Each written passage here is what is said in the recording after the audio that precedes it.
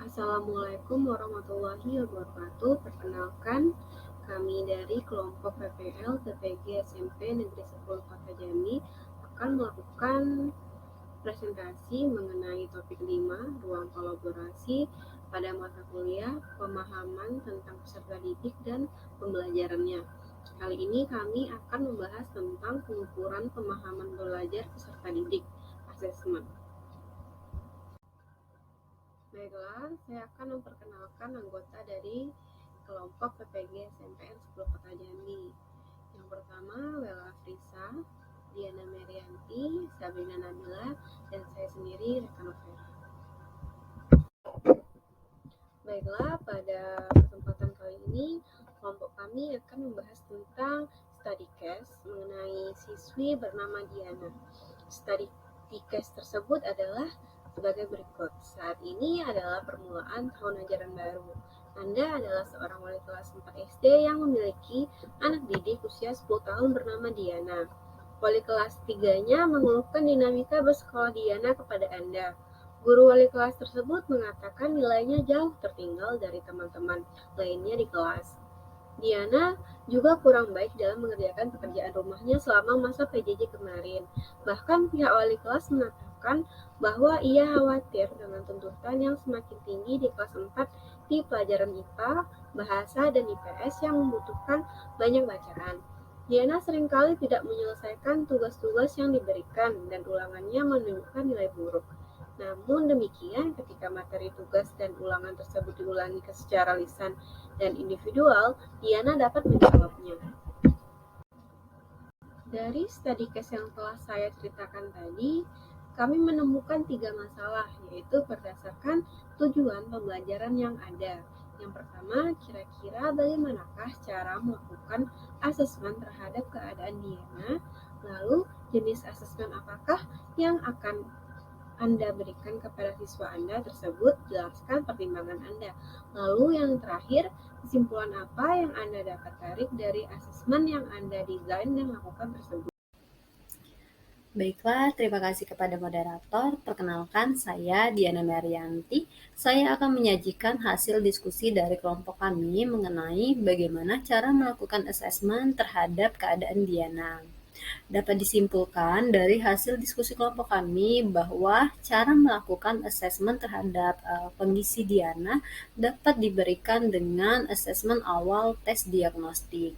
Asesmen diagnostik adalah asesmen yang dilakukan secara spesifik untuk mengetahui ataupun mengidentifikasi kompetensi, kekuatan, kelemahan, ataupun hambatan yang dihadapi oleh peserta didik Diana, sehingga pembelajaran dapat dirancang dan disesuaikan dengan kompetensi dan kondisi dari peserta didik Diana.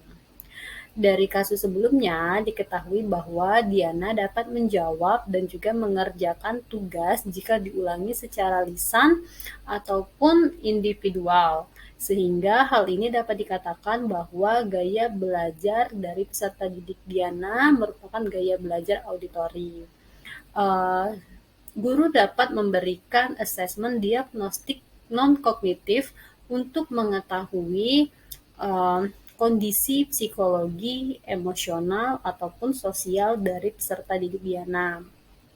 Tujuan diberikan asesmen diagnostik non-kognitif ini juga untuk mengetahui minat, bakat, potensi, profil belajar, dan juga gaya belajar. Sehingga peserta didik Diana ini dapat diberikan proses pembelajaran yang dirancang atau model pembelajaran terbaik apa yang bisa diterapkan dan disesuaikan dengan cara belajar peserta didik Diana. Selain itu, diketahui juga bahwa Diana kurang baik dalam mengerjakan tugas pekerjaan rumah selama masa pembelajaran daring atau PJJ. Sehingga wali kelas ini khawatir terhadap tuntutan yang semakin tinggi di kelas 4 nantinya. Untuk itu, guru dapat berupaya memberikan asesmen diagnostik kognitif untuk mengetahui capaian pembelajaran atau capaian kompetensi dari peserta didik Diana. Selanjutnya, guru dapat memberikan aktivitas pembelajaran yang dirancang sesuai dengan kemampuan rata-rata peserta didik. Lalu, guru dapat memberikan treatment atau perlakuan yang berbeda, perlakuan khusus terhadap kebutuhan belajar peserta didik Diana. Oleh karena itu, Diana juga perlu diakses melalui asesmen diagnostik kognitif untuk memantau atau mengetahui sejauh mana ia dapat memahami capaian pembelajaran atau tujuan pembelajaran pada saat itu. Baiklah, cukup sekian yang dapat saya sampaikan. Terima kasih.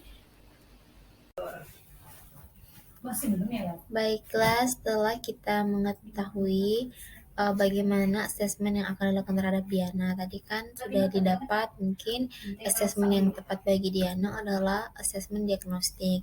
Nah, kemungkinan setelah guru wali kelas Diana melakukan asesmen diagnostik, maka akan diketahui apa saja yang menjadi kelemahan Diana, kelebihan Diana, dan gaya belajarnya bagaimana, serta kemampuan awal Diana, sehingga guru dapat merancang pembelajaran yang dapat menyesuaikan level atau tingkat capaian belajarnya, serta dapat memberikan treatment khusus kepada Diana.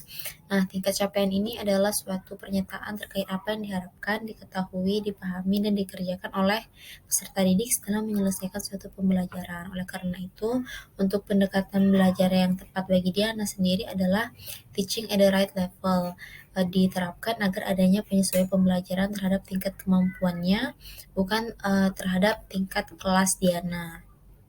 Nah, pembelajaran sesuai level ini dapat diterapkan melalui pembelajaran berdiferensiasi.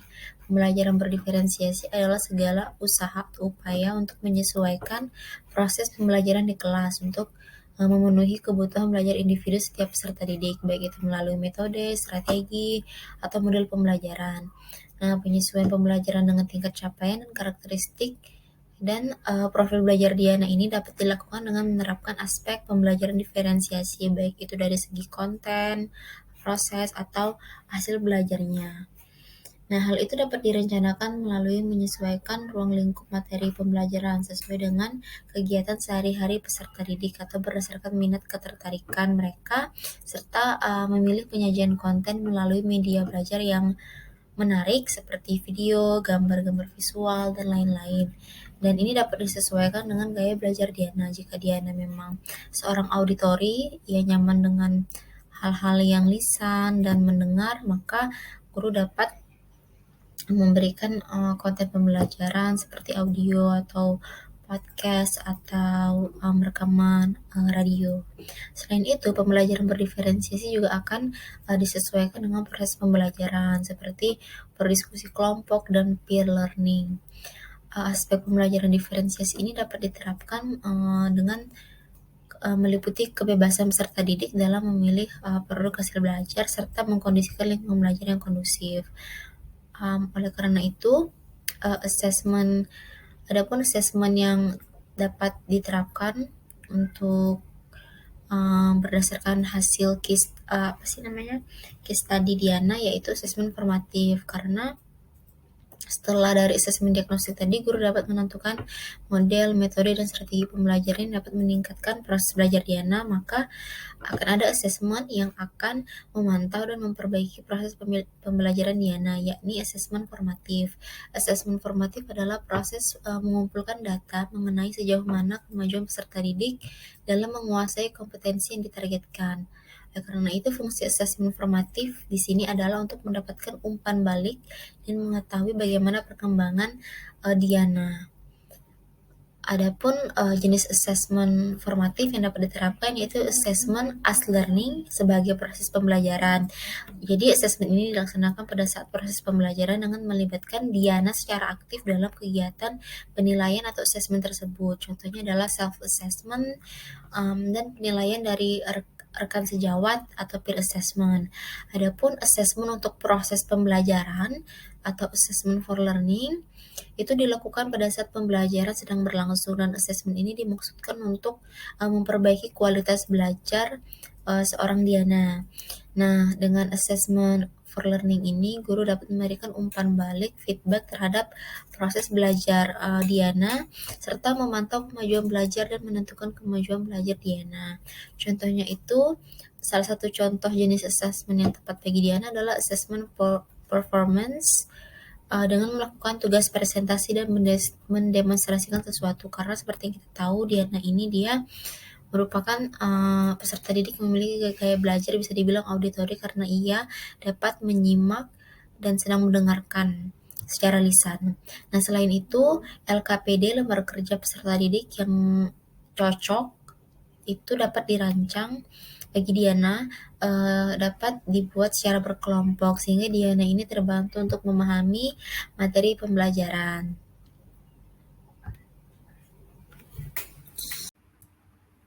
Baiklah, saya akan melanjutkan bagian yang terakhir, yaitu kesimpulan apa yang Anda dapat tarik dari asesmen yang Anda desain dan lakukan tersebut.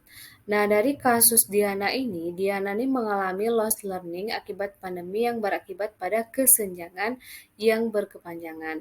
Di sini kita bisa lihat bahwa pada proses pembelajarannya dia bermasalah, terutama pada saat pembelajaran jarak jauh.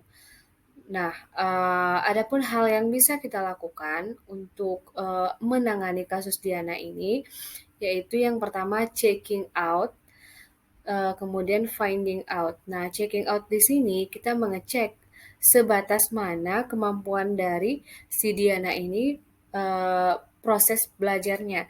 Terus yang kedua, finding out. Finding out ini melihat, mengidentifikasi kekurangan masalah yang dimiliki oleh si peserta didik ini dalam proses belajarnya. Nah, untuk mengecek dua hal ini, checking out dan finding out ini, pendidik bisa memberikan asesmen diagnostik. Asesmen ini dilakukan untuk mengetahui bagaimana karakteristik dari peserta didik ini dan untuk mengecek dari finding out dan checking out dari peserta didik itu sendiri. Nah, asesmen diagnostik yang diberikan itu kognitif dan non-kognitif. Nah, setelah memberikan asesmen diagnostik di awal pembelajaran, pada saat proses pembelajaran, pendidik juga memantau, membimbing proses belajarnya selama di kelas. Adapun asesmen yang bisa diberikan yaitu asesmen formatif, ada dua jenis. Yang pertama asesmen as learning, yang kedua asesmen for learning. Nah, dalam asesmen as learning yang diberikan yaitu berupa self-assessment. Nah, self-assessment di sini digunakan untuk mengetahui bagaimana kemampuan dari diri peserta didik itu sendiri dalam memahami materi itu sendiri. Nah, ini menjadi acuan bagi guru untuk pendidik atau guru untuk mengevaluasi proses pembelajaran selanjutnya. Nah, yang selanjutnya asesmen formatif, asesmen for learning. Setelah memberikan asesmen as learning, selanjutnya bisa memberikan asesmen for learning kepada si peserta didik. Nah, asesmen for learning yang diberikan itu seperti performance. Jadi untuk mengetahui meningkat atau tidaknya pengetahuan dari si peserta didik bisa juga dengan melakukan asesmen seperti memberikan performance. Nah, kenapa performance yang diberikan terhadap dalam kasus ini? Karena si Diana ini dia diidentifikasi dari awal bahwa dia gaya belajarnya auditori, dia lebih lebih ke lisan daripada membaca atau hal yang sepertinya. Oke, nah dari sini dapat disimpulkan bahwa setiap peserta didik itu memiliki karakteristik dan latar belakang yang berbeda-beda. Nah, tugas seorang pendidik atau tugas seorang guru itu harus bisa menyesuaikan proses pembelajaran, rancangan pembelajaran dengan karakteristik siswa yang berbeda-beda. Selain itu, juga guru bisa menerapkan pembelajaran berdiferensiasi. Hal ini dilakukan supaya terakomodirnya kebutuhan dari peserta didik dalam proses pembelajaran, sehingga bisa tercipta pembelajaran yang efektif. Oke, sekian dari saya. Saya kembalikan ke moderator. Oke, terima kasih. Baiklah, begitulah hasil dari diskusi kelompok kami.